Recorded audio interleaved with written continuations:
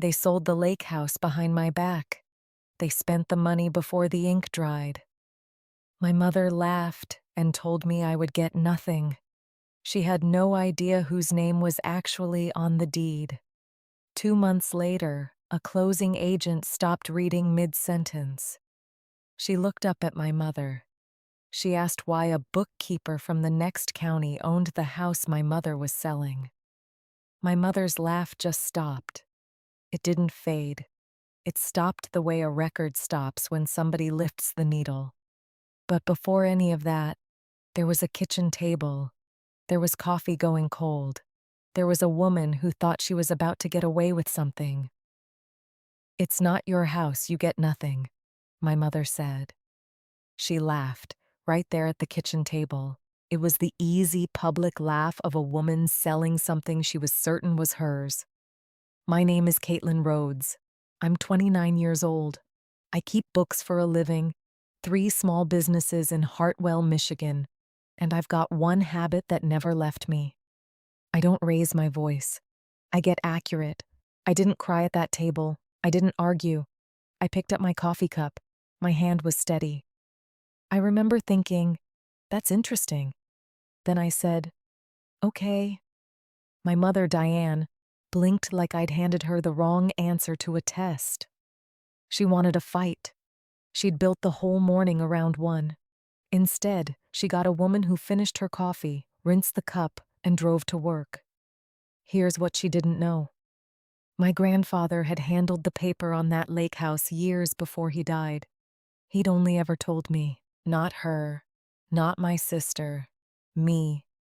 I didn't know exactly what that meant yet. I just knew he'd said it looking me straight in the eye, the way he said things that mattered. "It's handled, Katie girl. You don't need to worry about the lake house. Ever." I'd carried that sentence around for 6 years like a coin in my pocket. I hadn't spent it. I didn't even know its value. I just knew it was real, and it was mine. Nobody else had it. 8 weeks after that kitchen table, at a closing table in Aldenville, a woman named Gail Hartman would stop reading. She'd set the paper down flat. She'd ask my mother a question my mother could not answer. 2 strangers would be watching. Buyers with a cashier's check and a moving truck reserved for Saturday. They'd watch my mother's whole face come apart in real time. But that's later. Let me take you back to where this actually starts. 9 years before that laugh, I was 20. My sister Renee was 23, engaged, and already the center of every room our parents ever stood in. I don't say that with bitterness. I say it the way I'd note a fact in a ledger. Renee got the announcement dinner at the Good Restaurant on Route 9. I got a card in the mail, 3 weeks late, congratulating me on the dean's list. No dinner. Our family had one real asset that meant anything beyond a paycheck: the house on Loon Lake, up off Birch Run Road, 90 minutes north from Grand Rapids if you caught the lights right. My grandfather built it in 1971 with his own hands. He paid off the loan in 11 years. Everybody called it Pop's place. Pop was Walter Rhodes, my mother's father. He was the only adult in my childhood who ever asked me a question and waited for the whole answer. Pop died when I was 23. Cancer, quiet and slow. The kind that gives a family time to say things and somehow nobody says them anyway. I sat with him most Sundays that last year. My mother visited on holidays. My sister sent flowers. At the funeral, my mother cried beautifully. She's good at grief in public. 3 weeks later, she was already talking about updating the lake house, new dock boards, a fresh coat on the boathouse. Like Pop's death was a renovation opportunity. I want to tell you what I did in those years because it matters later. I built a small bookkeeping practice from nothing, one client at a time, out of a spare bedroom in a rental on Chestnut Street. I learned early that numbers don't lie to you the way people do. A ledger balances or it doesn't. There's a peace in that I never found anywhere else. By 26, I had 11 regular clients and one part-time assistant. I had a reputation in Hartwell for catching things other bookkeepers missed. Ask anyone at Denny's Hardware or the Route 9 diner. Caitlin Rhodes finds the dollar that went missing 3 months ago. Nobody else notices it. That competence is not a boast. It's a fact I'm laying on the table. Everything that happens later runs through it. My mother, meanwhile, ran a small catering business out of a rented kitchen on the edge of town. Rhodes Family Catering, white script on a gray van. It looked successful the way a stage set looks like a real house. Good linens at every event. A website with soft lighting. A smile for every client who walked through her door. I didn't know yet that the business was hollow. I found out later, the way you find out most things about people who are good at appearances. Slowly, then all at once. My sister Renee got engaged for the second time at 26 to a man named Trent Calloway, who sold commercial real estate 2 towns over. He wore a watch that cost more than my car. My parents threw an engagement party at the VFW hall. It must have run them 4 figures easy. Open bar, a band, a photo booth with props. I paid for half my own dinner that night because nobody thought to check if I'd RSVP'd for 2. I didn't say anything. I never say anything in the moment. I've learned the moment isn't where the truth gets decided. The truth gets decided later, quietly, on paper. 3 months after the engagement party, Renee and Trent wanted a house. A real one. 4 bedrooms. A cul-de-sac 2 towns over, in a development called Hollow Ridge. They were $95,000 short on the down payment, even with both their incomes stacked up. That's when my mother started talking about the lake house differently. Not as Pop's place anymore, as an asset. It's just sitting there, she said one Sunday dinner, twirling a fork like the thought had only just occurred to her. I could hear the careful lightness in her voice.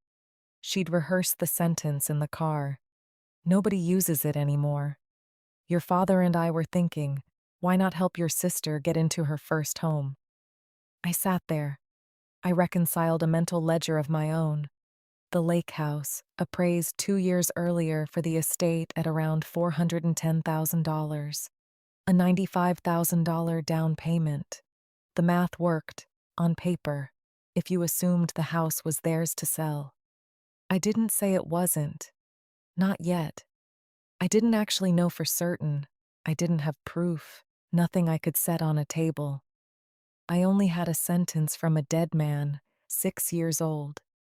It sat in my chest like a stone I'd carried so long I'd stopped feeling the weight.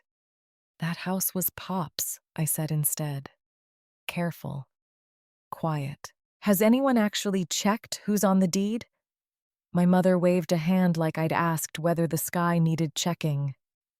It's family property, Caitlin. It passed to us. Don't make this complicated. Here's the detail I want you to hold on to. My mother had never once, in 6 years, actually pulled the deed. She assumed. Her whole family ran on assumption the way a car runs on fumes when nobody's watching the gauge. Assume the house is yours. Assume the daughter who stays quiet has nothing to say. Assume nobody checks. I checked. I always check. That's the whole difference between my mother and me. It's the difference this story turns on. 2 weeks later, at that same kitchen table, the coffee went cold again.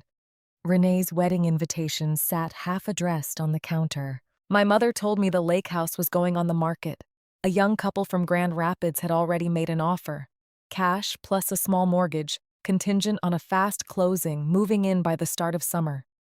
We wanted you to hear it from us, she said, which was her way of saying she wanted credit for telling me before I found out some other way.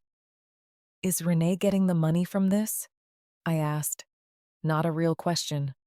I already knew. She needs it more than you do, my mother said. And there it was. The sentence under the sentence. The one she'd probably wanted to say for years, and finally had a clean excuse to say out loud. You've always managed just fine on your own, Caitlin. Some of us actually need help. That's when she laughed. Not cruel, exactly. Not the villain movie kind of laugh. Worse than that. Comfortable. The laugh of a woman who believes she's being reasonable, who believes she's dividing a pie fairly, who believes the daughter across the table understands her smaller portion is simply the natural order of things. "It's not your house," she said. "You get nothing." She laughed, right there at the kitchen table. She picked her coffee back up like the conversation was already finished. I picked mine up too. My hand was steady. I said, "Okay." That word did something to the room. My mother had wanted an argument. She'd probably practiced her responses in the shower that morning. A whole speech loaded about fairness and need and how families are supposed to help each other. She didn't get to use any of it. She got okay. She got a daughter who finished her coffee and rinsed the cup the way she'd been taught. Then I said I needed to get to a client meeting. I drove to that meeting. I balanced a set of books for Denny's Hardware that afternoon. I found a $400 discrepancy in a vendor invoice from March.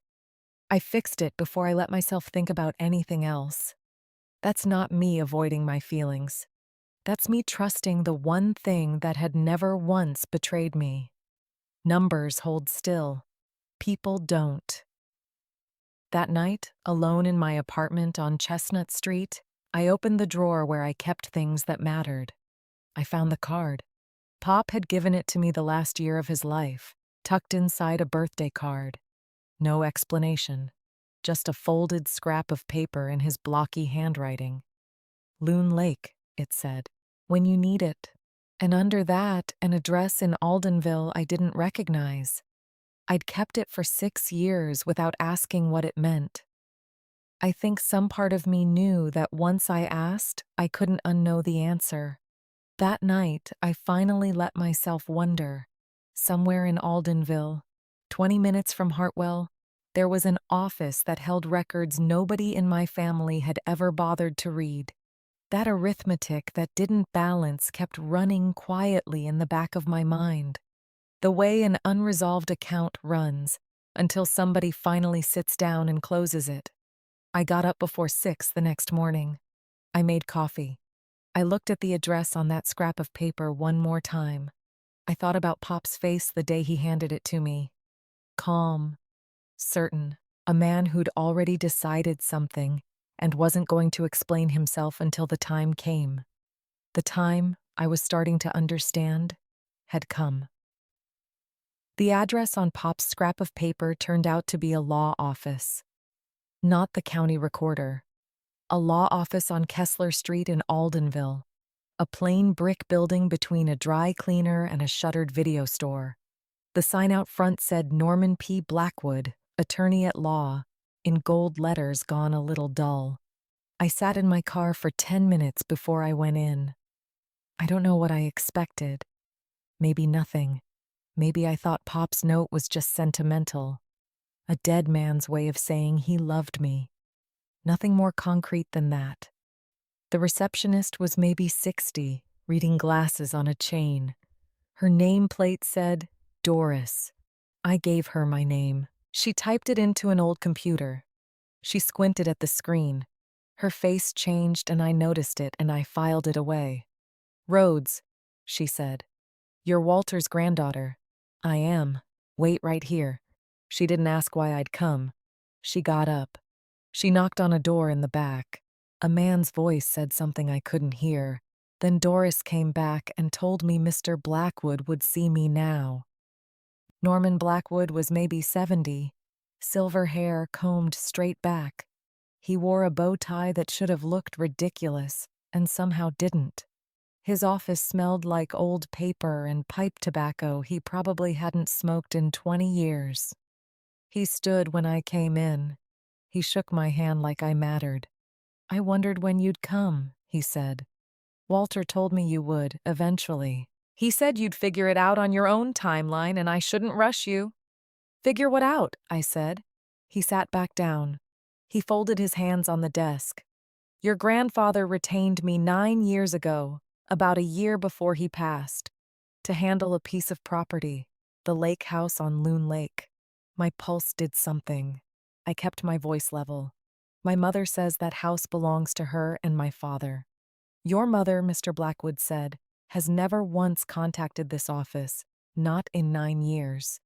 He opened a drawer. He pulled out a thin manila folder. He slid it across the desk. Your grandfather quit-claimed that property to you, Caitlin. Solely to you. It was recorded at the County Register of Deeds 4 months before he died. I opened the folder. There it was. A single sheet. A quitclaim deed. My grandfather's signature at the bottom in the same blocky handwriting from the birthday card. Grantor, Walter J. Rhodes. Grantee, Caitlin Marie Rhodes. A recording stamp in the corner, a date, a document number. I read it 3 times before the words settled into something I could actually hold. He never told my parents, I said. Not a question. He told me not to tell anyone but you, and only when you came looking. Mr. Blackwood leaned back. Your grandfather was not a foolish man, Caitlin. He watched how your family treated you for years. He told me once, I remember the words exactly. He said, Caitlin's the only one who ever checks her own math. Everyone else just assumes the number's right. He wanted the one asset that mattered to land with the one person who'd actually earned it.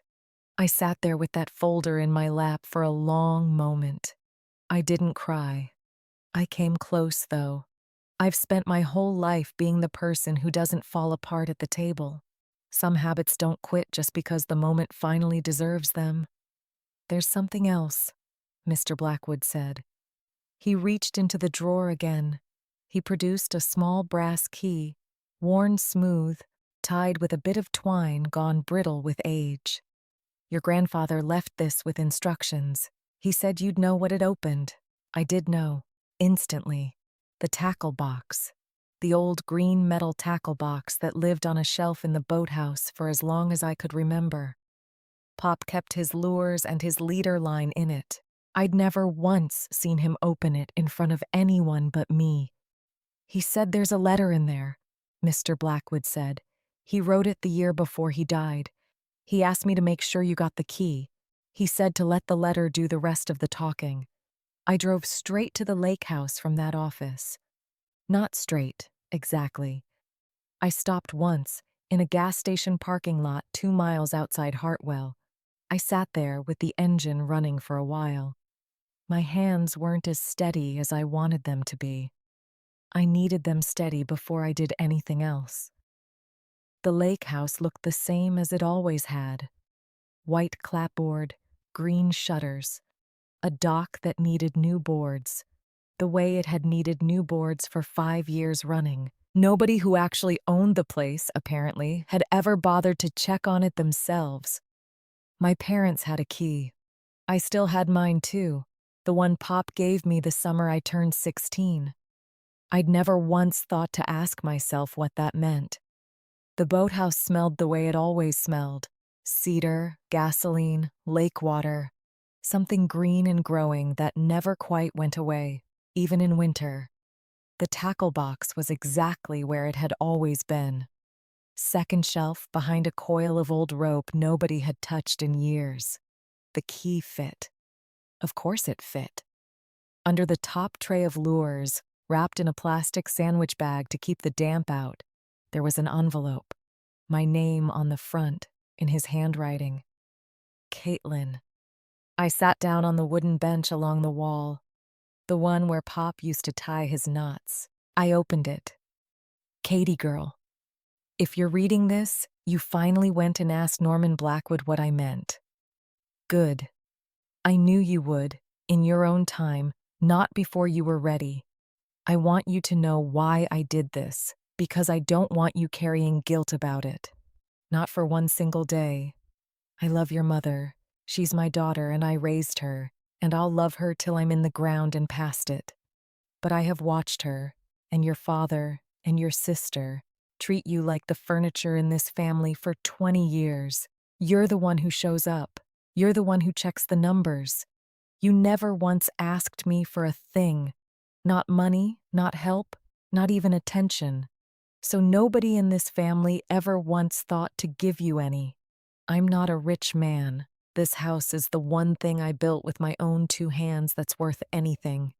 I built it so my family would always have a place to come back to. But a place like that needs somebody who'll actually take care of it. Somebody who checks the dock boards before they rot clean through. Somebody who notices when a thing's going wrong before it's too late to fix. That's you, Katie. It was always you. Your mother is going to be angry when this comes out. I'm sorry for that. I'm not sorry for the decision. She's never once, not one time in 9 years, come to see what's owed on this place. Never once asked who holds the paper. That tells me everything I need to know about what she thinks she's entitled to versus what she's actually earned. Count carefully, Katie girl. That's the only advice I've got left to give you. Count carefully, and don't let anybody tell you the number's wrong just because they'd rather it was. I love you. I'm proud of you. This house is yours, and it always will be. Nothing your mother sells is going to change that. She was never selling anything that was hers to sell. Pop. I read that letter 4 times. Then I folded it back along its original creases. Careful, the way you'd handle something you knew you'd want to unfold again someday. I put it back in the envelope. I sat there in the boathouse a long time, listening to the water against the dock pilings. Count carefully. I turned that phrase over and over. It sounded like something Pop would say about a fishing line or a bank balance, plain and practical. But I understood it meant something bigger. It meant, don't rush. It meant, get every fact confirmed before you say a word out loud. It meant, when the moment comes, you'll only get to use it once. Make sure the number is right. I drove home that night with the deed and the letter in a folder on the passenger seat. I didn't tell anyone. Not my mother, not my sister, not even the 2 friends I usually trusted with things like this. I made copies of everything the next morning at the print shop on Maple Street. I put the originals in a safe deposit box at the bank, the same bank where I'd kept a small account since I was 19. I want to explain something about the weeks that followed. It would be easy to think I sat back and gloated. That was never what this was. I went to work every day. I balanced the books for Denny's Hardware, a dentist's office, a 9-person accounting firm 2 towns over. I answered my mother's calls when she wanted to talk about Renee's wedding colors, sage green and dusty rose. I said the colors sounded lovely, because they did, and because there was no reason yet to say anything else. The sale of the lake house moved forward exactly the way my mother had described it. A couple named the Averys from Grand Rapids put down earnest money on a $415,000 offer. My mother told me the closing was set for the second week of June. A title company in Aldenville. Renee and Trent would have their $95,000 in hand that same afternoon. You don't need to come, my mother said on the phone. Same easy tone from the kitchen table. There's really no reason for you to be there. It's just paperwork. Okay, I said. I'd already decided I was going to be there. I just wasn't going to tell her that yet. 2 weeks before the closing date, I called Gail Hartman's office myself. Not to warn anyone, not to stop anything before it needed stopping.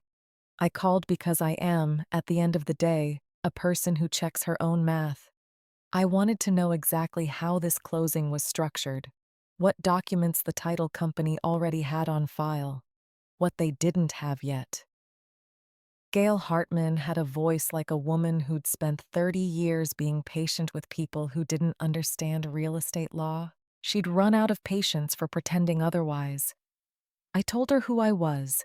I told her I had reason to believe there was a title issue on the Loon Lake property, scheduled to close on the 14th. There was a pause on the line. The kind of pause that told me she'd heard something like this before. She knew exactly how seriously to take it. Send me what you've got, she said. I'll pull the chain of title myself. We'll see what the record actually shows. I sent her copies of the deed and the recording information that same afternoon. I didn't send the letter. Some things, I decided, were mine to keep, at least for now. 3 days later, Gail Hartman called me back. Her voice had changed. "Miss Rhodes," she said, "I need you to come to the closing on the 14th. In person. I think you already know why. Let me go back now. To those first days after I read Pop's letter. I didn't march straight to Gail Hartman's office. I sat with it. Almost 3 weeks if you're counting. I always count. The morning after I found the deed, I did the thing I always do first. I made a list. Not of grievances, of facts. That's the difference between me and the rest of my family. It's the whole reason this ended the way it did. Fact 1. The house was recorded solely in my name, 4 months before Pop died. Fact 2. My mother had listed it for sale without ever pulling the title herself. Fact 3. My sister needed $95,000 she and Trent didn't have. My parents had promised it to her, from a sale that legally wasn't theirs to make. Fact 4 took longer to find. It's the one that changed everything. I want to tell you about a Tuesday that same week. It shows you exactly who I was while all of this was starting. It's why none of it rattled me the way it might have rattled someone else. I had a 9 o'clock with a client named Walt Prescott. He owned a small hardware distribution business 2 towns over. He'd been with me since I first hung out my shingle. Walt was 71, sharp as anyone I'd ever met, deeply suspicious of his old bookkeeper, a man who'd quietly padded invoices for years before Walt caught on and fired him. "Something's off in the Q2 numbers," Walt told me that morning, sliding a printout across my desk. "I can't find it. My old guy would have buried it so deep I'd never see it. You're the only one I trust to actually look." I spent 40 minutes with his ledger while he drank coffee and watched me work. Half genuine interest. Half, I think, because he liked watching someone take a problem seriously. I found it in the shipping account. A vendor had been double billing a fuel surcharge for 6 months, small enough each time nobody noticed, large enough over 2 quarters to matter. "There," I said, turning the screen to him. $1,420, over 6 invoices. Not fraud, probably a billing error on their end. But it's real money, and it's yours. Walt sat back and looked at me a long moment. "You know what I like about you, Caitlin? You don't get excited when you find something wrong. You just tell me the number. Getting excited doesn't fix the invoice," I said. He laughed at that. The big easy laugh of a man who'd built something real with his own hands. "Your grandfather used to say something just like that," Walt said. "No drama. Just the next board, then the next board." I didn't tell him, that morning, what I'd found in Pop's tackle box only weeks earlier. I just sat with the compliment, quiet, the way I sit with most things that matter. I thought about how strange it was that a client I saw twice a month understood something about me my own mother had never once noticed in 29 years.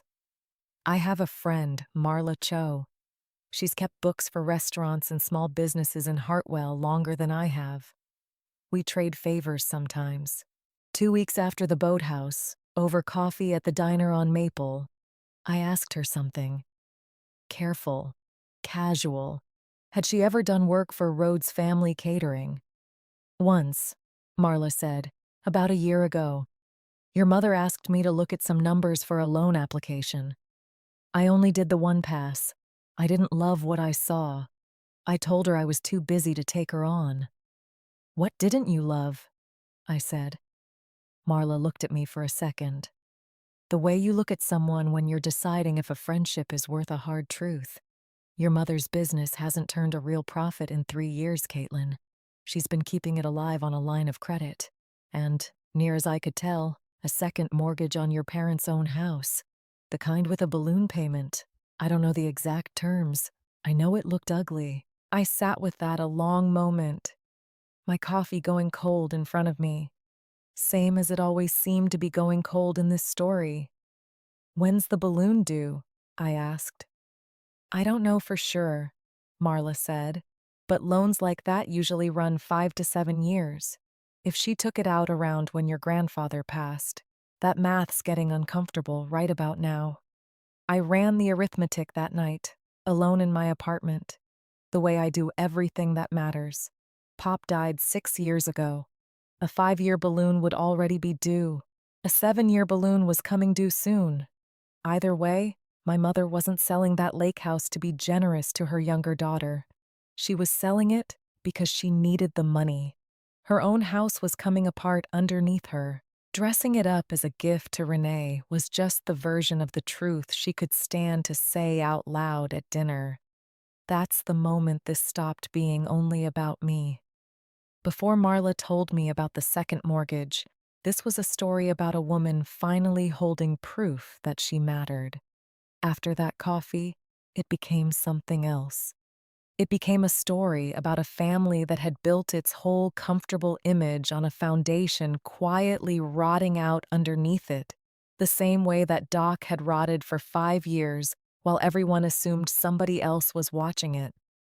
I didn't confront my mother with any of this. Not yet. I want you to understand why. It would have been so easy to. I could have shown up at her door with Marla's information and Pop's deed. I could have watched her face fall apart in her own kitchen. Part of me wanted exactly that. But Pop's letter kept coming back to me. Count carefully. Don't let anybody tell you the number's wrong just because they'd rather it was. I understood, sitting there that night, that the number wasn't finished yet. I only had a shape of the truth, a shadow of the real thing. Shadows aren't proof. So I waited. I kept working. I kept answering the phone when my mother called about wedding planning. I kept saying the sage green and dusty rose sounded lovely. I kept being, on the outside, exactly the daughter she'd always assumed I was. Quiet, useful, no trouble at all. Inside, I was building a different kind of ledger. Every week I added a line, the recorded deed, the letter, Marla's account of the loan application, a public record search I ran myself one quiet Sunday afternoon.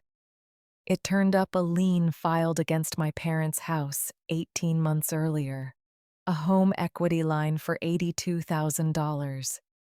Exactly the kind of thing a family under real pressure takes out when the business stops paying for itself and the truck note still needs paying somehow. I found something else in that search, too.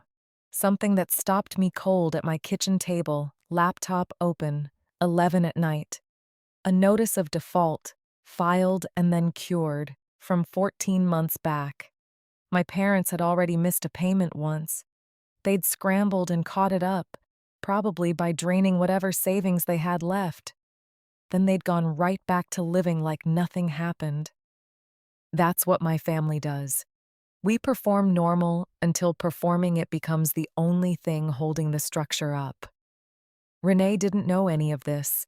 It would be easy to paint my sister as a villain here, and she wasn't. Not really. She was 26, in love, wanting a house with a yard for a family she and Trent hoped to start soon. She believed, the way you believe things your parents tell you when you've never had a reason to doubt them, that the lake house was simply an asset her parents chose, generously, to give her.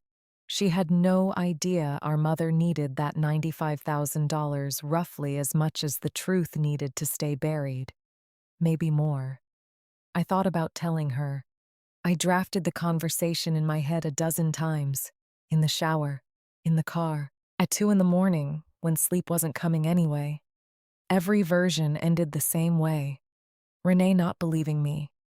Or worse, believing me, and furious that I'd let her walk this far into a wedding and a mortgage built on a lie she never got to see. I decided in the end, the closing table would tell her the truth better than I ever could. Not because I wanted to hurt her, because some truths only land when a person can't argue their way around them. A recorded deed, read aloud by a licensed title agent, is about as hard to argue with as truth gets. 6 weeks passed like that. Quiet weeks. Patient, ledger building weeks. I went to work.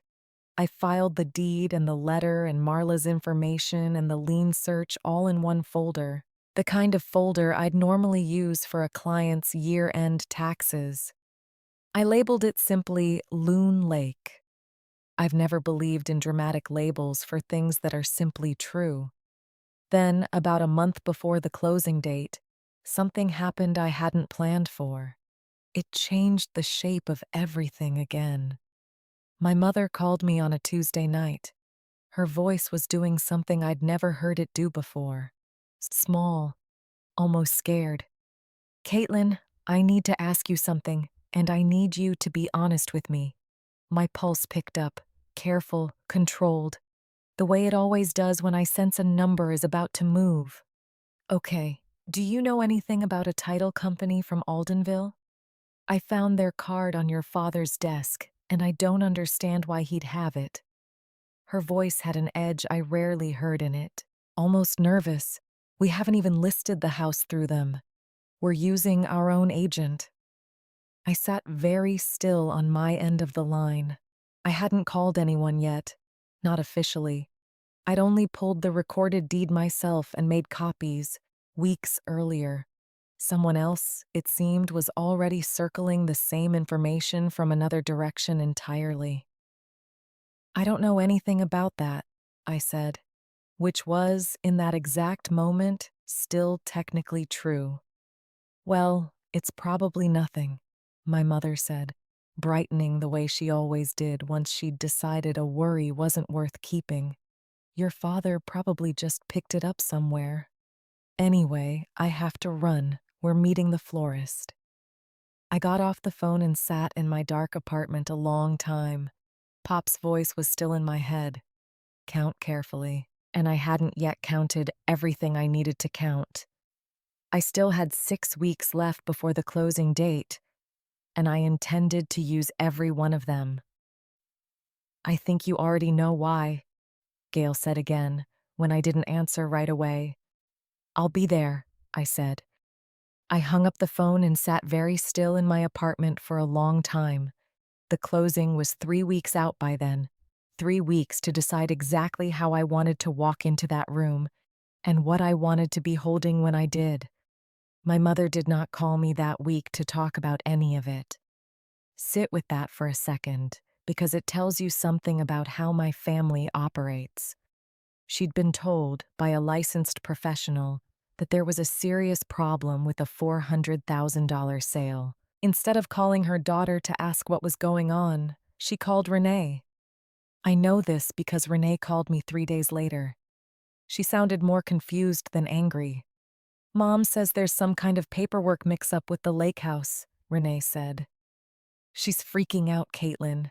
Trent and I are supposed to close on Hollow Ridge in 6 weeks. We need that down payment. Do you know anything about this?" I stood in my kitchen holding the phone. I made a choice right then that I still think about. I could have told her everything. The deed, the letter, Marla, the lien, the missed payment. I could have spared her the closing table entirely. I didn't. I want to explain why. I don't think it makes me cruel, though I've turned it over enough times to know it's a fair question to ask. "I think you should ask Mom directly what she knows," I said. "I don't want to get in the middle of something between her and the title company." It wasn't the full truth, but it wasn't a lie either. I was still counting, at that exact moment, still making sure every fact I had would hold up under pressure. Pop's voice never really left my head that whole stretch. "Count carefully." "She says it's probably nothing," Renee said. "Just some old paperwork snag. She says Gail's office is being overly cautious." I didn't correct her. I let that stand. I'm not proud of the silence exactly. I'm not ashamed of it either. Some things have to play out on their own schedule. The way Pop's own patience played out over 9 years before he ever told anyone but a lawyer what he'd decided. That same week, I drove out to the cemetery on the edge of Hartwell, the one off County Road 9, old maples along the fence line. I stood at Pop's grave a while. I hadn't been in months. I felt a little guilty about that, though I don't think he would have minded. He was never a man who needed visitors to prove he was loved. I found it, I said out loud. Felt a little foolish, the way you always do talking to a headstone. Didn't care anyway, the deed, the letter, Norman Blackwood, all of it. The wind moved through the maples. A groundskeeper 2 rows over ran a mower. The ordinary hum of a Tuesday afternoon, indifferent to whatever's breaking apart or coming together in any one person's chest. I'm going to do it your way, I told him. Quiet, careful. Count everything twice. I stood there a while longer, not saying anything else, just letting the quiet be what it was. Then I drove back into town. I didn't cry. For the first time in a long time, I didn't feel like I was carrying that particular grief alone. The weeks that followed moved the way weeks move when you're waiting for something you already know is coming. I kept working. I took on 2 new clients that month. A landscaping company, a used bookstore on Maple, finally computerizing its inventory after 20 years of paper ledgers.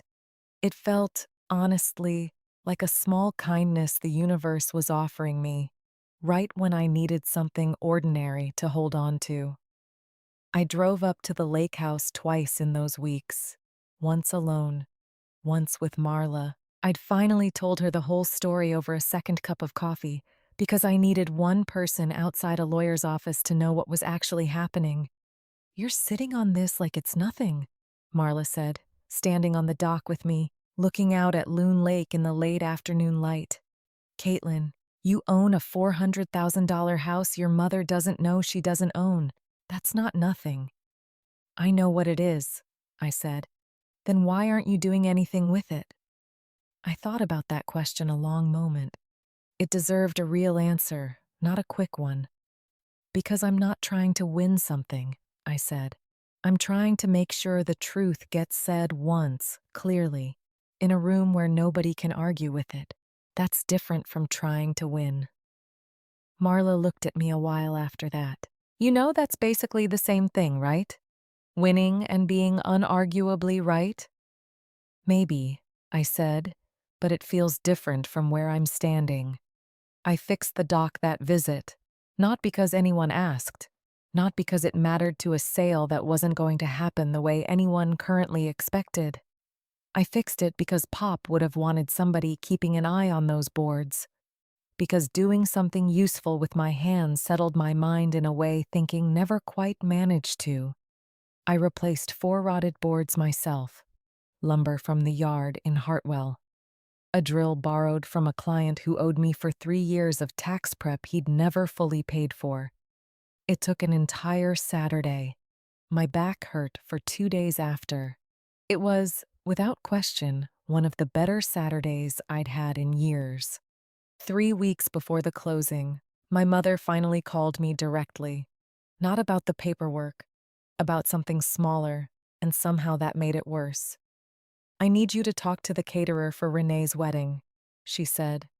There's a billing question, and you're better with numbers than any of us. I almost laughed, not out loud, just internally, at the strange arithmetic of my family.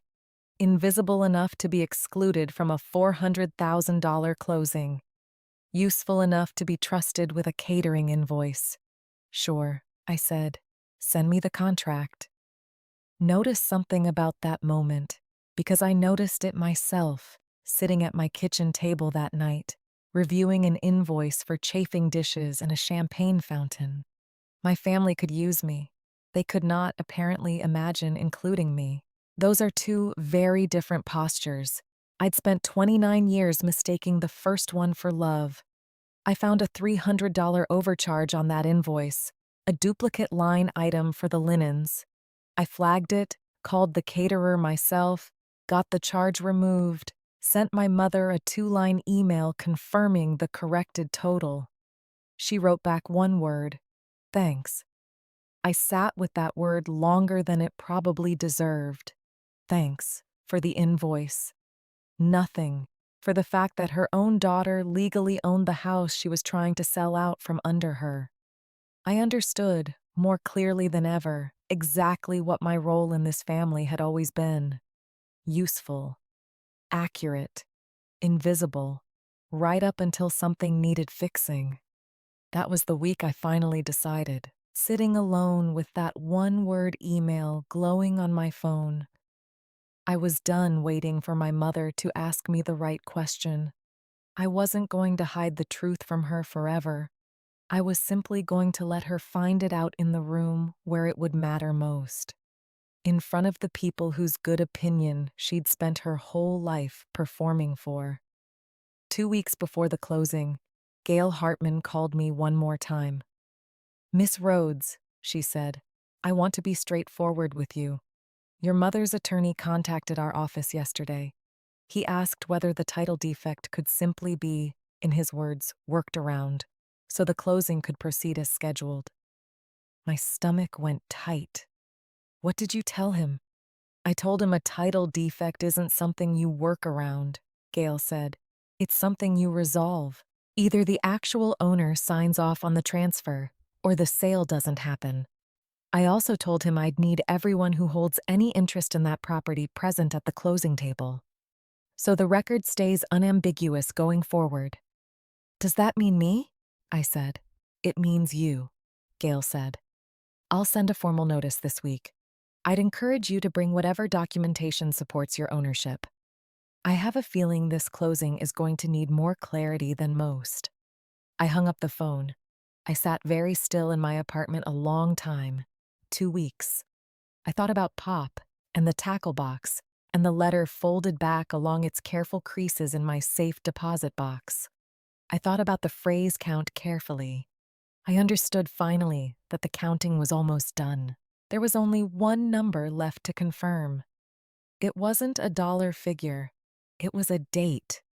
The 14th of June, 9 in the morning. A title company on Court Street in Aldenville. I marked it in my planner, in the same careful handwriting I use for every client deadline I've never once missed. I want to tell you about the days right before that date, because they mattered more than I expected them to. I went to see Norman Blackwood again, the lawyer Pop had trusted, just to walk through what would happen procedurally if the closing confirmed what we already knew. "You have every right to that property," he told me across the same desk, the same smell of old paper and pipe tobacco. "But rights and relationships are two different ledgers, Caitlin. You can win the first one completely and still owe something on the second. I'd think carefully about how you want this to go, not just legally, but as a daughter and a sister." I thought about that the whole drive home. I wasn't looking to punish anyone. I want that understood clearly, because it would be easy for this story to sound like a woman engineering her family's public humiliation. That was never the plan. The plan was simpler than that. Let the truth get said once, in a room built for exactly that purpose, and let everyone at the table draw their own conclusions from there.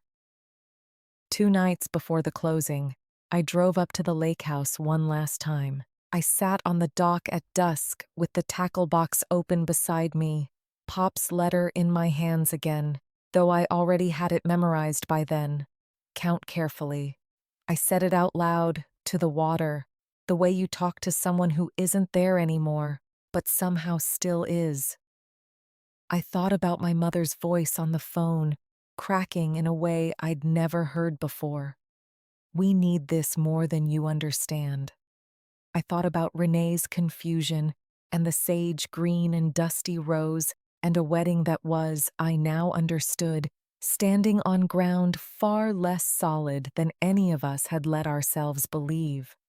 I didn't sleep well that night either, but for the first time in 6 weeks, the not sleeping didn't feel like dread. It felt like the quiet before you finally get to set something down you've been carrying a long time. I want to tell you about the week after that, because it taught me something about my mother I hadn't fully understood, even after 29 years of watching her closely. She started calling relatives, not me, not directly about the problem. She called her sister, my Aunt Patricia, in Ohio.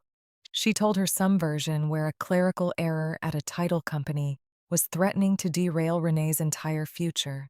She called an old friend from church, Sandra Voss, and cried on the phone about how unfair it was that bureaucracy could ruin a wedding.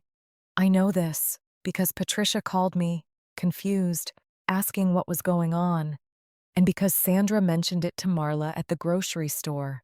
Not knowing Marla and I were friends, Hartwell is small enough that everything finds its way back to the person it's actually about. My mother was building a narrative. That's the only way I know how to describe it. She wasn't investigating what had happened. She was constructing a story where she was the victim of an impersonal system. I found that fascinating, in the coldest possible way. The way you'd find a math error fascinating right before telling someone their whole spreadsheet is wrong. I didn't correct any of it. Not with Patricia, not with Sandra, not with anyone. I let her story exist right alongside the truth I was holding. I'd learned by then that arguing with my mother's version of events before I had every fact locked down was like fixing a ledger entry with a pencil that has no eraser. You only get one clean correction. I intended to make mine count. Renee called me twice more in those weeks, each time a little more anxious. "The wedding's in 10 weeks," she said the second time. "If we don't have the down payment locked in, we lose the house in Hollow Ridge. The sellers won't wait forever." "I'm sorry you're going through that," I said. I meant it. My sister's stress was real, even if the story around it wasn't the one she'd been told. "Do you think Mom and Dad are going to lose the sale?" Renee asked. "Is it that serious?" I thought carefully before I answered. "I think," I said slowly, "that whatever happens at that closing is going to answer questions none of us have been asking. I think you should prepare yourself for that, whatever it turns out to be." "That's not really an answer, Caitlin." "No," I said. "It's not. I'm sorry. It's the most honest one I've got right now." She didn't push further. I think some part of her already sensed a shape to this she wasn't ready to see. The way you sense a shadow moving in a dark room before your eyes adjust enough to make out what's there. 4 weeks before the closing, I finally told Marla the whole plan. Not just the facts anymore, the plan itself. "You're going to let it all come out at the table," Marla said, "in front of the buyers, in front of your sister, in front of everyone." "Yes. Why not handle it privately first? Call your mother, show her the deed, let her figure out how to break it to everyone on her own terms?" I'd thought about that option more than once, alone with Pop's letter at night. I gave Marla the answer that finally felt true enough to build the whole plan around. Because privately, she'd find a way to make this about me, I said. She'd tell Renee I sabotaged the sale out of jealousy. She'd tell Patricia I was punishing her for favoring Renee all these years. She spent my whole life rewriting the story, so she's never the one who did something wrong. Quiet in her kitchen, she controls the narrative completely. The same way she's controlled every narrative in this family since I was old enough to notice. "And at the closing," Marla said, "in front of strangers, a professional reads the record, and there's no room left to rewrite it." "Exactly," I said. "It's not about humiliating her. It's about the truth only having to be told once, in a way nobody can argue with afterward. That's the only justice I actually want here." Marla studied me a long moment. "That's a pretty cold kind of mercy, you know, letting the room do what you won't do yourself." "Maybe," I said, "but it's honest. And it's the only version where nobody gets to call me a liar afterward." 3 weeks before the closing, I drove to the bank. I took the original deed and Pop's letter out of the safe deposit box. I made 3 more copies of everything, at 3 different print shops, in 3 different towns. By then, I trusted paper records more than I trusted anyone's word, including my own on a bad day. I gave one full copy to Norman Blackwood for his files. I gave one to Marla, sealed, with instructions to open it only if something happened to me before the closing. That sounds dramatic, I know. But Pop had been careful for 9 years, and I intended to be at least as careful for 9 weeks. I kept the last copy with me at all times, in a slim folder in my car. 2 weeks before the closing, my father called me. That surprised me more than almost anything else in this story. My father almost never calls anyone. He lets my mother handle the phone, the way he lets her handle everything. "Caitlin," he said, his voice carrying a weight I wasn't used to. "Is there something going on with the lake house that I should know about?" I chose my words carefully. "There's a title issue, Dad. Gail Hartman's office found something in the county record. I'd let the professionals sort it out." "Your mother's been acting strange," he said. "Making phone calls I don't understand. Talking to a man from the bank about our own house. I didn't even know she'd called him." I felt something shift in my chest, hearing that. My father, quiet, complicit, mostly absent from every decision that had ever hurt me, was circling the same fear my mother had been carrying alone. The house, the loan, the balloon payment I now understood was likely coming due any month. "Dad," I said, "if there's something wrong with your own mortgage, that's a conversation you need to have with Mom. I can't have it for you." "I know," he said. Then quieter, like he didn't want to hear himself say it. "I think we're in more trouble than she's told me. I think she's scared, Caitlin. I don't know what to do about it." That was the closest my father ever came to being honest with me in this whole story. I didn't comfort him. I told him I hoped things worked out. I got off the phone. I sat there thinking how strange it was that my parents, married 31 years, seemed more afraid of each other's questions than of the truth itself. 1 week before the closing, Renee showed up at my apartment unannounced. She'd never done that before. Not once in years. She stood in my doorway holding a bag from the bakery on Maple, the kind of peace offering our family always used instead of actual conversation. "I brought your favorite," she said, "the lemon ones." I let her in. We sat at my small kitchen table, the same kind of table where this whole thing had started, though mine was smaller, and the coffee, at least, was fresh. "I know something's wrong," Renee said. "I've known for weeks. Everyone's acting strange. Nobody will tell me what's happening. I'm getting married in 10 weeks, Caitlin. I need to know if my whole future is standing on something that isn't real." I looked at my sister across that table. For the first time in this whole story, I let myself feel something other than calm calculation. I felt sorry for her, genuinely sorry. The way you feel for someone about to lose an illusion they never chose to have handed to them. "Renee," I said, "I can't tell you everything yet. Not because I don't trust you. Some things need to be said in the right room, at the right time, or they don't land the way they need to land. But I need you to hear one thing from me right now, clearly, before that closing happens." "What?" she said, her voice small. "Whatever comes out at that table," I said, "it was never about you. You didn't do anything wrong. You didn't ask for any of this. If anyone owes you an apology when this is over, it isn't me." She studied my face a long moment. "You already know what's wrong, don't you?" "Yes," I said. "I do. And you're not going to tell me." "Not today," I said. "In 6 days, you're going to know everything. I promise you that." She left an hour later, quieter than when she'd arrived, the bag of lemon cookies half eaten between us on the table. I sat there after, turning her question over. Not because I doubted my plan. For the first time, I really saw how much this was going to cost her, too. A woman who'd done nothing but believe the people who raised her. The last 6 days moved slowly, then all at once, the way a long stretch of waiting tends to move. I finished a quarterly close for two of my clients. I fixed a discrepancy in Denny's Hardware's payroll, one that had quietly overpaid a part-time employee for 3 months.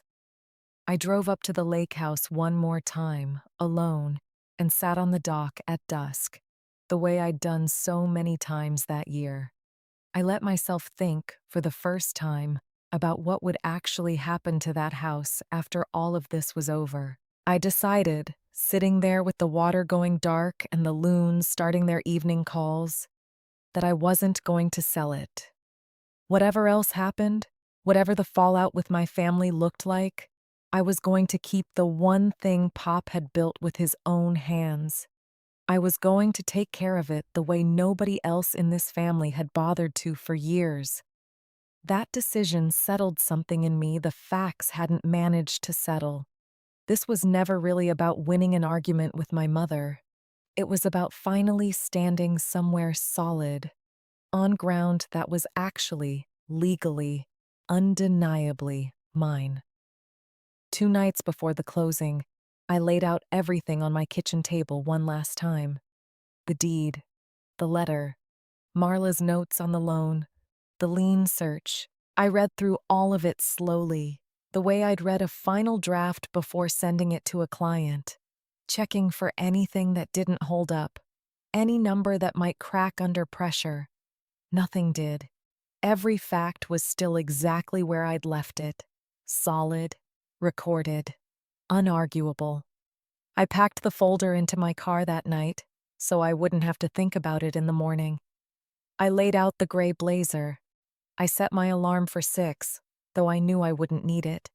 I hadn't slept a full night in weeks, and I doubted this would be the exception. I was right. I lay awake most of that night thinking about Pop and the tackle box and the phrase that had carried me through 6 weeks of careful waiting. Count carefully. I'd counted everything there was to count. In the morning, it would finally be time to say the number out loud. 5 days before the closing, my mother's attorney called me directly. I want to tell you about that call, because it's when I finally understood how far my family would go to keep from admitting the truth. His name was Roland Feck, a real estate attorney out of Grand Rapids. My parents had hired him the week Gail Hartman first flagged the title issue. He had a voice that tries to sound friendly and lands somewhere closer to condescending. "Miss Rhodes," he said, "I'll get right to it. My clients believe there's been a misunderstanding about a technical filing from years ago. We'd like to propose a simple resolution before the closing. A quitclaim from you back to your parents, restoring the deed to its intended state. My clients are prepared to compensate you fairly for your trouble." "My trouble," I repeated. "The inconvenience," he said. "The confusion. We're prepared to offer $20,000 in exchange for a clean transfer back to your parents, so the sale to the Averys can proceed and your sister's own closing stays on schedule." I sat with that number a moment. $20,000 for a house worth over $400,000. A house my grandfather built with his own hands and left to me, specifically in writing, recorded at the county for 6 years. I felt something in me go very still, very clear, the way it does right before I catch a real error in a client's books. "Mr. Feck," I said, "I appreciate you calling, but that house was never my parents' to sell. There's no transfer to restore. There's only a record to be read correctly. Miss Rhodes, I want to be direct. A family dispute like this can get ugly, in ways that hurt everyone, including you. Your mother is prepared to say things at that closing that could be difficult to hear. I'd encourage a private resolution instead." I understood exactly what he meant. My mother was going to try to make this about me, the way I'd always known she would. Jealousy, spite, A daughter punishing her family for years of feeling overlooked. Mr. Feck was telling me, as politely as a lawyer can tell you anything, that my mother intended to say those things out loud, in front of everyone, unless I signed the house back over quietly first. Whatever my mother says at that closing, I said, the recorded deed is still going to say what it says. I'm not signing anything, Mr. Feck. I'll see you on the 14th. I hung up. I sat in my apartment a long time afterward, hands flat on my own kitchen table, feeling something I hadn't expected. Not anger, exactly. Something closer to a strange, sad clarity. My mother wasn't just going to lose this fight. She'd decided, somewhere in the last few weeks, that if she was going to lose, she'd rather burn the relationship down than admit she'd been wrong. I called Marla that night. $20,000, Marla said. That's insulting on like 4 different levels. I know, I said. Are you worried about what she's planning to say? I thought about that honestly. No, I said, because it won't be true, and I've got 6 weeks of paper proving it isn't. She can say whatever she wants in that room. The deed doesn't care how she feels about it. That's a very you thing to say, Marla said. I could hear the small smile in her voice. It's the only thing I have to hold on to, I said. I'm not smarter than my mother. I'm not stronger than her. I just check my math. She doesn't. That's the whole difference this time. 4 days before the closing, I got an email from the events coordinator at Renee's wedding venue, a converted barn out past Hollow Ridge. She asked politely whether the remaining balance would still arrive on schedule, given some rumor she'd heard about a delay with the family's down payment funds. I hadn't given the venue my email. Renee must have listed me somewhere as a backup contact months earlier, back when we still pretended to be closer than we were. I forwarded it to Renee without comment. She called me within the hour, her voice tight. They're asking about the deposit, she said. Transparent's already put in $3,000 of their own money to hold the date. If Mom and Dad's part doesn't come through, we're the ones who look irresponsible to total strangers. I know it feels that way, I said. Do you know something I don't? She asked, and there was an edge in it now, something sharper than the confusion from before. I chose my words with the same care I'd been using for 6 weeks. I know there's more at stake in that closing than just your wedding, I said. I know it's not fair that you're the one absorbing the stress of it. I'm sorry for that part, Renee. I really am. That's not an answer. No, I said. It's the truth, though. Just not all of it yet. She was quiet on the line for a long moment. I keep waiting for you to just tell me, she finally said. And you keep almost telling me, and then you don't. 3 more days, I said. I promise you, 3 more days, and you'll have every answer you're asking for. She hung up without saying goodbye that time. The first time in this whole story she'd done that to me. I sat with the small sting of it longer than I expected. Even knowing I was right didn't make it painless to be the reason my sister was hurting. 3 days before the closing, Norman Blackwood called with news that changed the shape of things again, though it didn't surprise me as much as it probably should have. I thought you should hear this from me first, he said. I made a few calls of my own this week, as a courtesy to your grandfather's memory. Your parents' home equity line is in active default again, Caitlin. Not cured this time. The bank sent a notice of intent to foreclose if the balance isn't brought current within 30 days. I sat very still. 30 days from when? The notice went out 11 days ago, he said. So they'll have roughly 19 days left after your closing date to come up with the money. That $95,000 was never really about your sister's down payment, Caitlin. Or not only that, I suspect a good portion was meant to go straight to that bank. I thought about my mother's voice on the phone weeks earlier, cracking in that way I'd never heard before. We need this more than you understand." I understood now, completely, what she'd meant. It wasn't Renee's future on the line at that table. It was my parents' own house, the one they'd lived in 31 years, the one my father had never once imagined losing. I felt something complicated about that, not triumph. It would be easy to assume I felt vindicated. Learning my mother's desperation ran even deeper than I'd guessed. What I actually felt was closer to grief. Grief for a family that let one bad decision compound into another for years, rather than simply telling each other the truth. "Does this change anything about the closing?" I asked. "No," Mr. Blackwood said. "The title issue stands, regardless of why your mother needs the money. But I thought you should know the full shape of what you're walking into. It's bigger than a wedding down payment. It's your parents' whole house, hanging on a sale that was never legally theirs to make."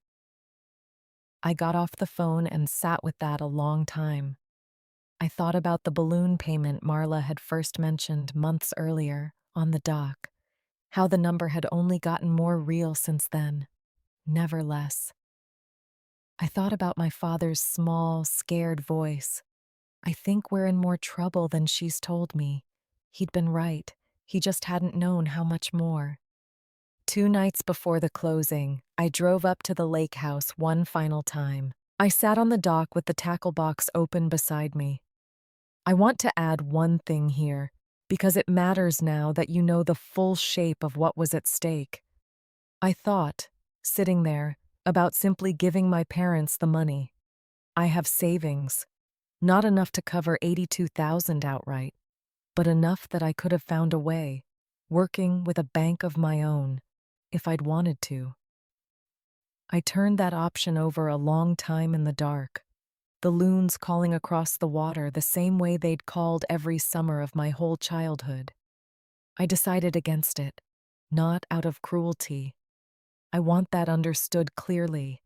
I decided against it because giving them the money quietly would let them keep pretending nothing was wrong, the same way they'd been pretending for years, the same way my father let arguments go unspoken because he'd rather not have them. A family that never has to face what it's done never gets the chance to become something better. Sometimes the kindest thing you can do for people you love is let the truth land where they can't avoid it anymore. I thought about Pop's letter again that night. Folded and refolded so many times the creases had started to soften, the way paper does when you handle it enough. Count carefully. He'd meant the deed, he'd meant the number, but sitting there in the dark, I understood he'd meant something bigger too. Count what you owe people. Count what they owe you back. Don't let anyone tell you those 2 columns have to balance out to nothing, just because it's easier for them if they do. I drove home late that night, the folder beside me on the passenger seat. For the first time in 6 weeks, I slept almost the whole night through. I want to back up for a moment. There's a conversation I had 4 days before the closing I haven't told you about yet. It changes how you should understand everything that happened in that room. My mother called me again. Not through her attorney this time. Herself, directly, in a voice I almost didn't recognize.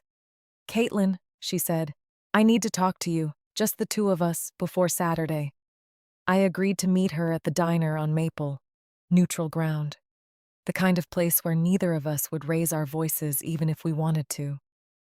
She was already there when I arrived, sitting in a corner booth, a cup of coffee going cold in front of her, the same way coffee always seemed to go cold around my family. She looked smaller than I remembered. Not physically. Something else. The confidence she usually wore like a coat had slipped a little at the shoulders. "I know you talked to Roland," she said. "I know you turned down the offer. It wasn't a fair offer, Mom. It was $20,000, Caitlin. Most people would take $20,000 for a house they never even asked for." "I didn't ask for it," I said. "Pop gave it to me. There's a difference." She looked down at her coffee a long moment. When she looked back up, something in her face had shifted. For the first time in this whole story, I saw something closer to fear than anger. "Do you know what happens to your father and me if this house doesn't sell?" she said quietly. I did know by then. Norman Blackwood had told me about the default notice, the 30 days, the bank's letter, but I wanted to hear her say it herself, plainly, without Roland Feck's careful language standing between us. "Tell me," I said. "We're going to lose our house," she said. The words came out flat, the way you say something you've been avoiding saying out loud for weeks. "The bank sent a notice. We have until the end of the month to bring the loan current, or they start foreclosure." $95,000 was never really about Renee's down payment. Not all of it. Most of it was going to save our own home. I sat with that confession a long moment. Some part of me had already worked it out, weeks earlier, with Marla's numbers at my kitchen table. But hearing her say it herself was different than knowing it on paper. "Why didn't you tell me that from the beginning?" I asked. "Instead of pretending this was only ever about generosity toward Renee?" "Because I was ashamed," my mother said. Her voice cracked on the word ashamed, in a way I don't think I'd ever heard from her before. Not once in 29 years. Admitting we were in trouble meant admitting I'd let the business fail and the mortgage balloon. I didn't want you, of all people, to see me fail at the one thing I always told everyone I was good at: holding this family together. I thought about that sentence a long time afterward. Holding this family together. My mother had spent her whole life believing that meant deciding who got seen and who got set aside. She'd forgotten the daughter she kept setting aside was the strongest person in the family. "Please, Caitlin," she said, reaching across the table, her hand landing near mine but not quite touching it. "You don't need this house. You've never needed anything from us. Please just let this go, quietly, before Saturday. For your father's sake, if not for mine." I looked at my mother's hand on that table a long moment. I thought about Pop's letter, folded so many times the creases had gone soft. Count carefully. I thought about the $20,000 offer, the 6 weeks of careful documentation, the way my whole family had always assumed that quiet meant available, that useful meant disposable. "I can't do that," I said. "Not because I want to hurt you, because if I sign that house back over quietly now, nothing in this family actually changes. You'll have gotten away with it, the same way you've always gotten away with deciding who matters. And I'll have spent my whole life being the one who cleans up the mess and asks for nothing back. I'm done being that person, Mom, not out of spite, because I finally understand I deserve better than being useful." She sat back in the booth like I'd struck her, though I hadn't raised my voice at all, hadn't said a single word louder than the last. "So this is punishment," she said. "After everything." "No," I said. "This is accuracy. There's a difference, even if it doesn't feel like one from where you're sitting." We didn't say much else after that. She left first, her coffee still half full. I sat in that booth a while afterward, turning the whole conversation over, the way I turn over a set of books that don't quite balance on the first pass. I drove home that night thinking about my father, mostly. About how he'd called me weeks earlier, his voice small and scared, saying he thought they were in more trouble than my mother had told him. I wondered if she'd told him yet, the full shape of it. The foreclosure notice, the 30 days. I suspected she hadn't. I suspected my father was going to learn the whole truth about his own house in that closing room on Saturday. The same way Renee was. That thought sat heavy with me. Not guilt about the plan. My mother's silence had cost more than just me over the years. It had cost my father the truth. It had cost Renee an honest foundation for her marriage. Silence is never really free. Somebody always pays the difference. 2 days before the closing, I called Renee one more time. The promise I'd made her still sitting between us. I keep thinking about what you said, Renee told me, that whatever happens, it was never about me. I don't understand what that means yet, but I believe you meant it. I did, I said. I still do. Transparents are worried too, she said. They keep asking if the down payment is definitely coming through. I don't know what to tell them anymore. Tell them the truth on Saturday, I said. It'll be faster than anything I could explain to you now, and it'll actually be accurate, which matters more than fast. She was quiet a moment. You sound like you already know exactly how this ends. I know how the facts line up, I said. I don't know yet how everyone's going to feel about them. That part's still unwritten. That was as honest as I could be with her. Looking back, I think it was honest enough. She didn't push further. She told me she loved me, which surprised me, because we hadn't said that to each other in longer than either of us probably wanted to admit. I told her I loved her too, and I meant it completely, even knowing what was coming for all of us in less than 48 hours. The morning of the closing, I woke before my alarm. That never happens to me. I lay there in the gray, early light, listening to Chestnut Street wake up outside my window, a garbage truck 2 blocks over, a dog barking at something only it could see. I made coffee. I didn't rush it. I've learned that rushing the small rituals of a morning only makes the bigger things feel more chaotic than they need to be. This was not a day for chaos. This was a day for exactness. I showered. I put on my gray blazer, the one I wear to client meetings when I want to be taken seriously, and remembered for nothing except being right. I checked the folder one more time. The deed. Pop's letter, which I'd decided, standing there in my kitchen, I would bring after all, though I still wasn't sure I'd let anyone else read it. Marla's notes on the loan. The lien search. Everything clipped in order, tabbed the way I tab a client's year-end file, so nothing gets lost in a meeting that matters. I drove to Aldenville with the radio off. I wanted the quiet. I'd spent 6 weeks building toward this exact morning, driving those familiar roads past the diner and the hardware store, past the turn toward Birch Run Road. I found I wasn't nervous the way I expected. I was steady, the way I'd been steady at that kitchen table 2 months earlier, when my mother laughed and told me I would get nothing. I thought about that laugh the whole drive.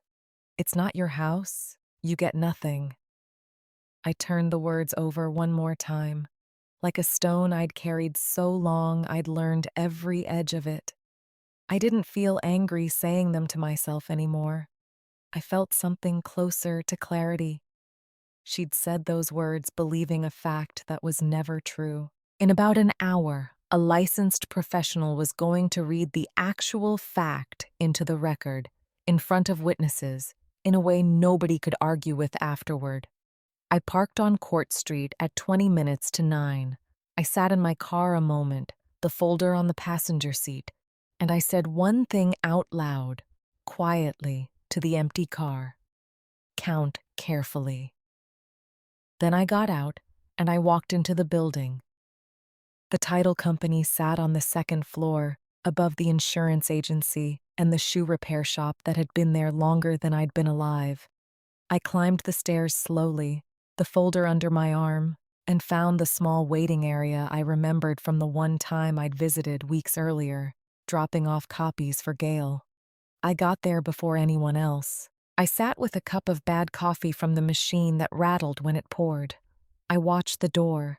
I let myself feel, just for a moment, what it meant to be early to a room I'd once been told I had no reason to be part of at all.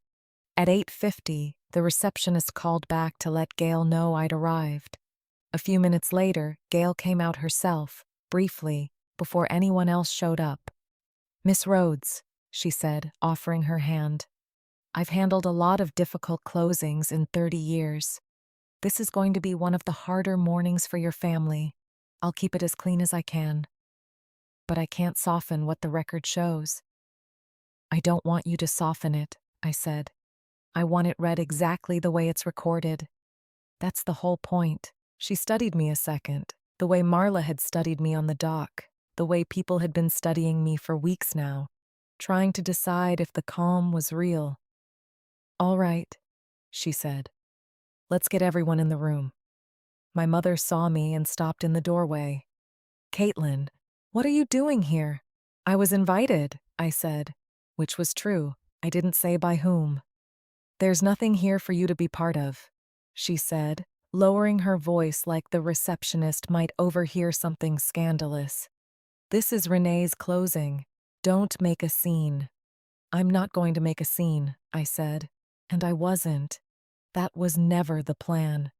She studied my face for a second, looking for the argument she expected, not finding it, the same way she hadn't found it at the kitchen table 2 months earlier. She decided my presence was strange but manageable. I watched her decide it in real time. Then she turned to greet the receptionist with the same warm public voice she used for everyone who wasn't me. Renee and Trent arrived a few minutes later. My sister looked beautiful, in a soft yellow dress that probably cost more than my whole outfit. She hugged our mother. She didn't hug me. She gave me a small, confused smile, the kind you give a stranger in the wrong meeting room. I understood right then that nobody had told her I'd been asked to come either. The Averys arrived last. A young couple, younger than me actually, holding hands the way people do right before they sign the biggest number of their lives onto a piece of paper. They looked nervous. They looked happy. The specific happy of people who don't yet know anything is wrong. I felt for them immediately. Whatever was about to happen in that room, it wasn't their fault. I made myself a promise, right there in the waiting area. I'd do what I could so they didn't pay for anyone else's dishonesty. Gail Hartman came out at exactly 9 o'clock. 55 or so, silver-streaked hair pulled back tight, reading glasses pushed up on her head. The look of a woman who'd sat across this exact table from 1,000 families and learned to read a room fast. Her eyes found mine first, just for a second, long enough to tell me she remembered our phone call, long enough to tell me she'd already decided how she was going to handle what came next. Everyone, if you'll come on back, she said. The closing room was small, a rectangular table, too many chairs crammed around it, a window over Court Street, a clock on the wall that ticked loud enough to notice. My mother sat at one end, near Renee and Trent. My father sat beside her. The Averys sat across, their own agent beside them, a younger man in a cheap suit checking his phone. I sat at the far end, near Gail's chair. Nobody told me where to sit. I chose it myself. The way you choose a seat in a courtroom when you already know which way the verdict's going to fall. Gail opened a laptop. She pulled a stack of documents from a folder. She squared the edges against the table, the small habitual gesture of someone who does this so often it means nothing anymore. Except today, I could tell. It meant something. Before we begin, she said, I want to walk everyone through the title search on this property. There's something in the chain of title that needs to be addressed before we proceed. My mother's smile didn't move yet. Is there a problem with the paperwork? We were told everything was in order. That's what I need to clarify, Gail said. She pulled a sheet from the stack, the recorded deed, the one I already knew by heart. She turned it so the whole table could see it. She started to read. Quitclaim deed, recorded at the Aldenville County Register of Deeds. Document number 441976. A pause, just long enough to let the room feel what was coming. Grantor, Walter J. Rhodes. Another pause.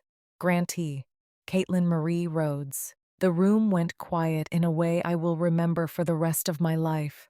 Not loud quiet, Not gasping quiet, the kind where you can hear the clock on the wall and nothing else. Every person at that table doing math in their head at the exact same moment. None of them liking the answer. My mother's smile finally moved. It slid off her face slowly, the way ice slides off a roof. Not all at once, but you know the second it starts that it isn't stopping. "That's not right," she said. "That house belongs to my husband and me. It's family property. It passed to us when my father died." "According to the county record," Gail said, voice perfectly level, "your father transferred sole ownership to your daughter Caitlin 4 months before he passed. Recorded properly at that time. There is no later deed transferring the property to you or your husband. I checked the full chain of title back 30 years. This is the only transfer on record since your father bought the land in 1970. "That's impossible," my mother said. Her voice went up half an octave, the way it did when she was losing an argument she'd thought was already won. "Nobody told me any such thing." "With respect," Gail said, "the county recorder's office isn't required to tell you anything. Recording a deed is public. Anyone can pull that record at any time. I'd encourage you to do so in the future, before listing a property for sale." Renee looked at me. Actually looked at me, for the first time in what felt like years. Her face doing something complicated. Confusion sliding fast into something closer to fear. "Caitlin," she said, "did you know about this?" I looked at her. I kept my voice level, the way I'd practiced in my head 100 times over the last 2 weeks. "I found out 3 weeks ago," I said. "Pop left it with his lawyer. He wanted me to find it on my own timeline." "3 weeks," my mother said. "3 weeks. And you let us sit here and go through all of this." "You told me not to come," I said. "You told me it was just paperwork, and there was nothing here for me to be part of." I let that sit a second. I called Ms. Hartman to make sure the record was accurate before anyone signed anything. That seemed like the responsible thing to do. My father hadn't said a word this whole time. He sat there with his hands flat on the table, staring at the deed like it might rearrange itself into something more convenient if he looked long enough. "Gary," my mother said, turning to him, voice sharp now, looking for someone to blame who wasn't me. "Did you know about this?" He didn't answer right away. In that silence, in that half-second delay before he finally shook his head, I understood something new about my father. He hadn't known the specifics, but some part of him had always suspected the ground under that house wasn't as solid as my mother pretended.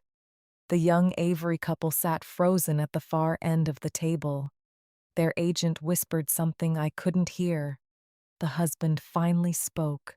Quiet, careful, the voice of a man realizing he'd almost handed over a cashier's check for a house nobody at this table actually had the right to sell him. "So we can't close today," he said. "No," Gail said. "I'm sorry. This closing cannot proceed as structured. The sellers listed on this contract do not hold title to the property." She looked at my mother when she said it. Not unkindly, just plainly. The way a fact gets stated once it's confirmed and doesn't need to be stated twice. Nobody moved for a long moment after Gail said that.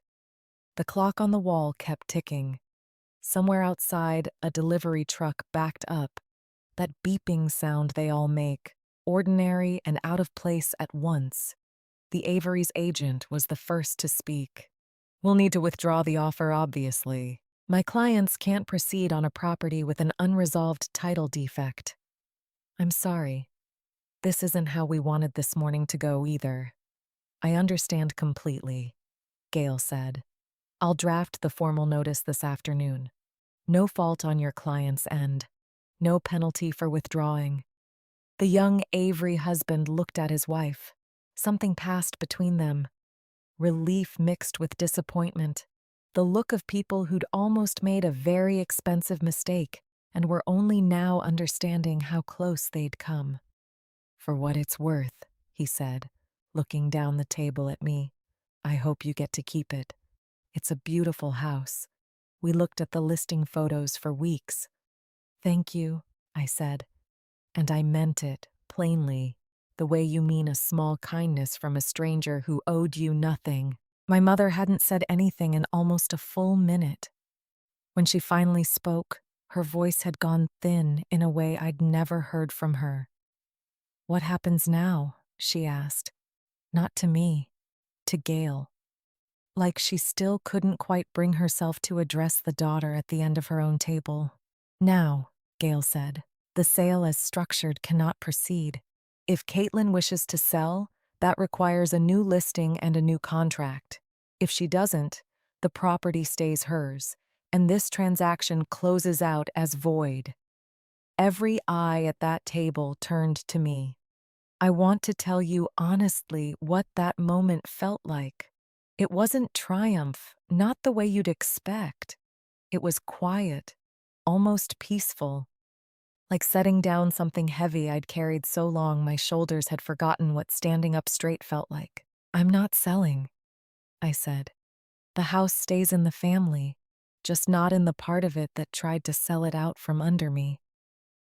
My mother's face did something complicated. Anger and grief and something that might have been shame, all moving through it at once.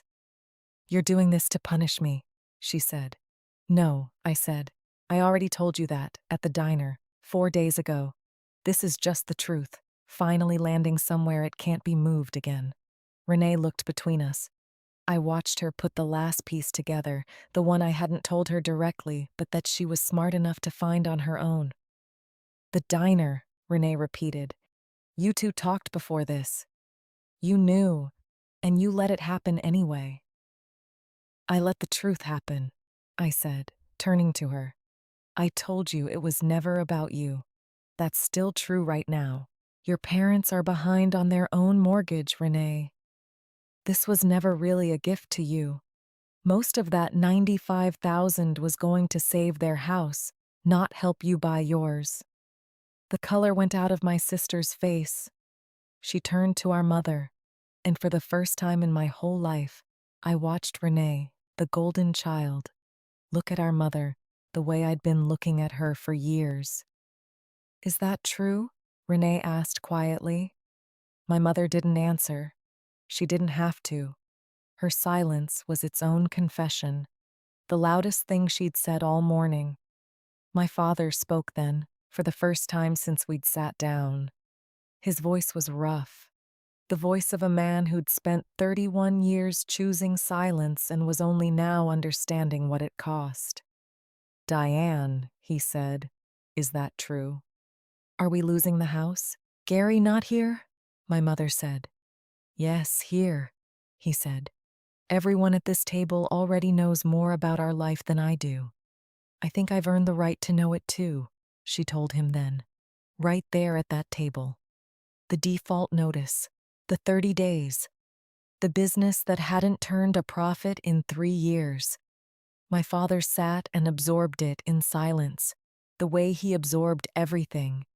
But I saw something new in his face, not just shock, something closer to a door finally opening on a room he'd always suspected was there. The meeting didn't end dramatically. No shouting. Nobody stormed out. Gail Hartman collected her documents, calm and professional, same as the whole meeting. The Avery's agent shook my hand on the way out. My father sat very still, staring at nothing. My mother stared at the deed, still flat on the table, like she was hoping it might rearrange itself if she looked long enough. Renee left first, Trent's hand on her back, guiding her out without a word. She looked back at me once, in the doorway. Not anger exactly. Something more like grief for a version of her family she was only now understanding had never really existed. I stayed behind a few minutes after everyone else cleared out. Gail Hartman was packing her laptop into its case, unhurried, the way she probably packed up after every closing, good news or bad. Can I ask you something? I said. Of course. Do you see this a lot? Families finding out something like this in a room like this one? She considered the question, zipping the case closed. More than you'd think, she said. People assume family means the paperwork takes care of itself. It never does. The families who actually check, who read the real documents instead of trusting what everyone agreed to believe, those are the ones who don't end up in a room like this. I checked, I said. Nobody else in my family ever did. I noticed, Gail said. Something almost kind in how she said it, professional warmth instead of pity. For what it's worth, you handled this about as cleanly as I've ever seen anyone handle it. A lot of people in your position want the villain speech. You just wanted the record read correctly. That's rarer than you'd think. I thanked her, and I meant it. I drove back to Hartwell that afternoon with the windows down.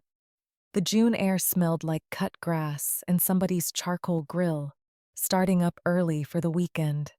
I called Marla before I even got home, sitting in the parking lot outside my own building, the engine still ticking as it cooled. How'd it go? She asked, though I could hear in her voice she already suspected the answer. Exactly the way the deed said it would, I told her. No more, no less. Are you okay? I thought about that question honestly before I answered. I think so, I said. I thought I'd feel like I won something. Mostly I just feel like a very long, very tiring audit finally closed. Numbers matched. Files done. That's very you, Marla said, and I could hear her smiling. I fixed the doc, I said. I guess I get to keep fixing it now, officially. Come up this weekend, she said. I'll bring the bad wine, you bring the good chairs. We'll sit on that dock and not talk about any of this for one entire evening. I did exactly that. 3 days later, it was, without question, one of the quietest and best evenings I'd had in the whole 6 weeks since I first walked into Norman Blackwood's office. I want to tell you about one more thing that happened, because it mattered more than almost anything else in this story. It happened quietly, away from any table or courtroom.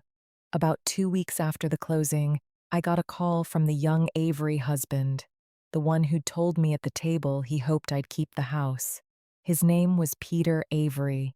He was calling to ask, carefully, almost apologetically, whether I might consider selling after all, now that the title was clear. I told him the truth.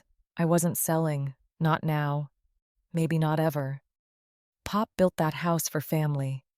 I intended to keep it that way, even if my particular family had turned out smaller and more complicated than planned. I understand, Peter said. I just wanted to ask properly this time, instead of finding out through somebody else's paperwork. I liked him for that. A month later, a smaller lake house came up 3 properties down from mine. An old cottage, sitting empty since its owner passed with no children to inherit it. I called Peter and his wife myself before it ever hit a listing site. It wasn't the house they'd almost bought from my mother. Smaller, needed more work, cost considerably less, but honest, clean title all the way back. No ghosts in anybody's deed drawer. They bought it within the month. I helped Peter re-shingle part of the roof one Saturday that August. The two of us up there in the heat, trading tools and bad jokes. I thought more than once that day about Pop's letter and how a kindness sometimes only finishes its job once you've found somewhere honest to send it next. I want to tell you what happened in the weeks after that, because the story doesn't end at the closing table. It only starts there. My parents' house went into foreclosure within the month. I didn't cause that. The default notice existed before I ever walked into that closing room. But without the $95,000, there was no way left to cure the loan.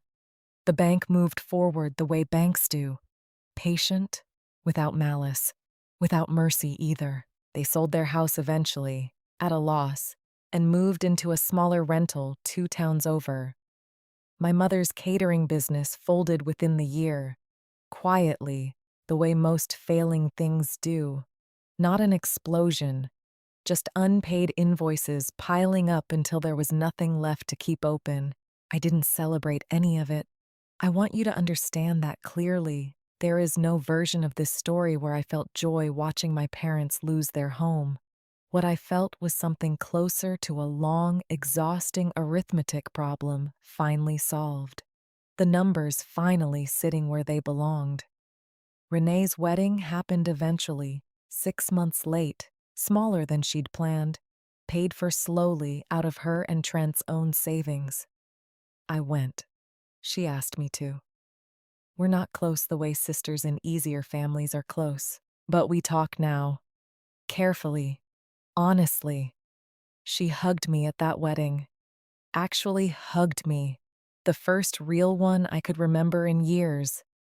She told me she was glad I'd come. I believed her. By then, neither of us had any reason left to perform for anybody. My father calls me sometimes, on his own, without my mother's voice behind him telling him what to say. He asked me once to help him understand his own retirement account, the one he'd let her manage alone for 31 years. I said yes. I sat with him one Sunday at his new, smaller kitchen table and walked him through it, slowly. He apologized to me that day, plainly, without excuses, for 31 years of choosing silence over asking hard questions. I told him I forgave him and mostly I meant it. Some days, I mean it more than others. That's honest too, and I've stopped pretending otherwise.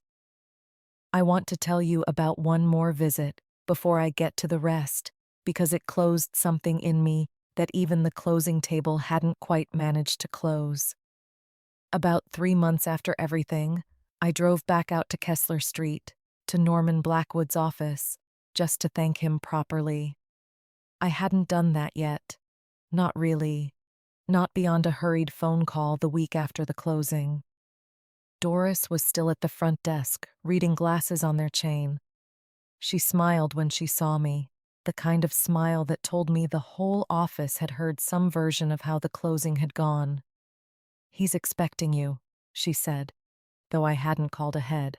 Norman Blackwood looked a little older than he had in June, or maybe I just noticed it more, sitting across from him with nothing left to fear from the visit.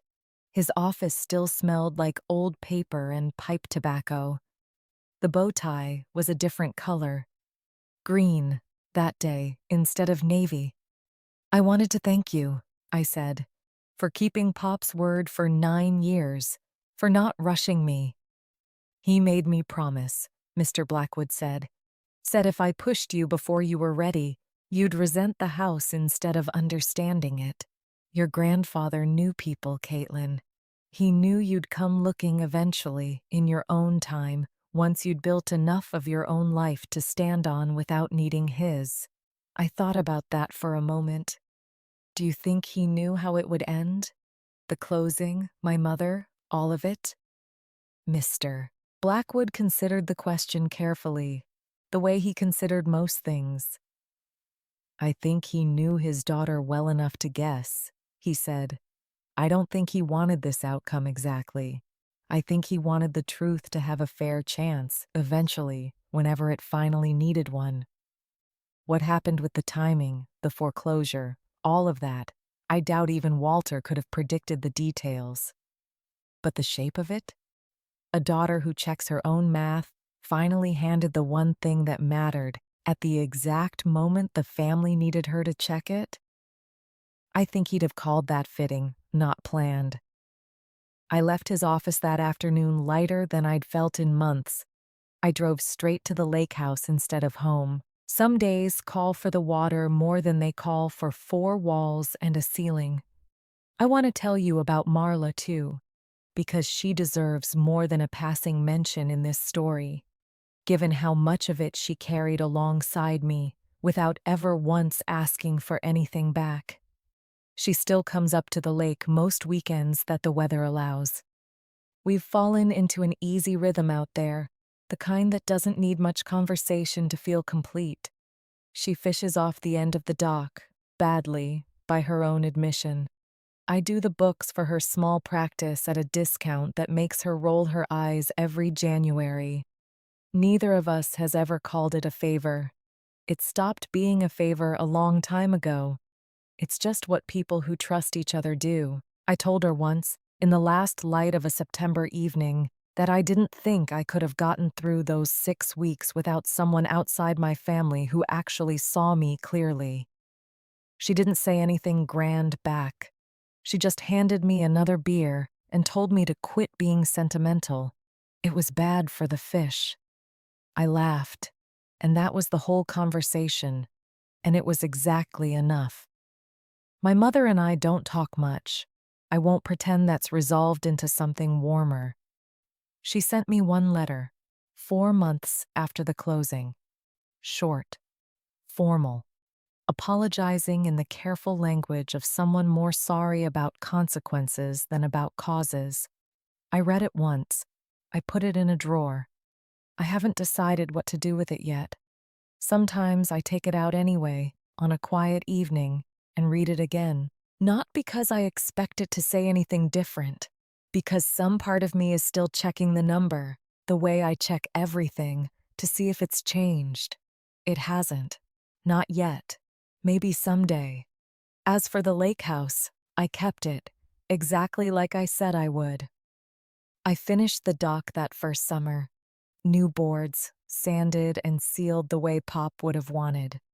I go up most weekends now, sometimes alone, sometimes with Marla, sometimes just to sit on that dock at dusk and listen to the loons. I had Walt Prescott out for a weekend in July, the client who'd told me his old bookkeeper would have buried a discrepancy so deep nobody ever found it.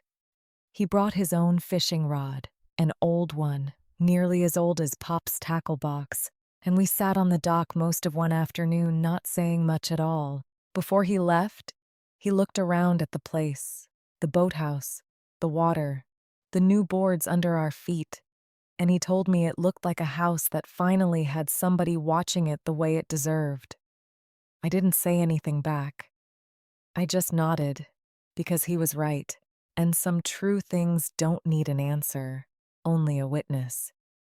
I kept the tackle box too, up on its shelf in the boathouse, exactly where Pop always kept it. I added something to it that first summer. A letter of my own, folded the way his was folded, tucked under the top tray of lures. I don't know who will find it. Maybe nobody. Maybe just me, years from now, needing to remember why I made the choices I made on that particular summer, in that particular room. But if anyone ever does find it, I want them to read the same 2 words Pop left me. 2 words, in his same blocky handwriting. I've come to believe they're worth more than any deed, more than any house on any lake anywhere. Count carefully. I sat on that dock the evening I finished writing it, the sun going down orange over the water, the loons calling once, then quiet. I folded the letter along its creases and set it back under the lures next to his.